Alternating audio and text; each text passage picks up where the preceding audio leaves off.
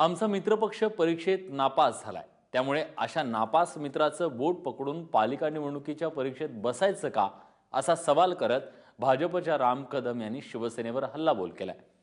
राम कदम यांनी मुंबईच्या महापौरांची भेट घेतली. महापौरांनी दहिसरच्या जलतरण तलावाच्या उद्घाटनाबद्दल श्रेय घेण्यासाठी मुख्यमंत्र्यांना पत्र लिहिलं.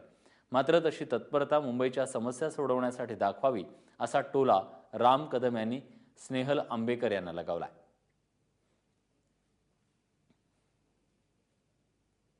एखादं उद्घाटन कोणी करावं याचं श्रेय घेण्यासाठी ज्या तत्परतेनं महापौर पुढे आल्या आणि मुख्यमंत्र्यांना त्यांनी लागलीच काही मिनिटाच्या आत पत्र लिहिलं, तर मुंबईकर अपेक्षा व्यक्त करतोय की खड्ड्यांमध्ये मागची 4 महिने फिरतोय तो.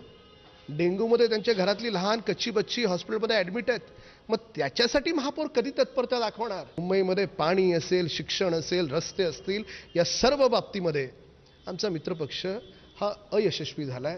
त्याला आपण परीक्षेतला नापास विद्यार्थी म्हणतो असं म्हणायला काही हरकत नाही.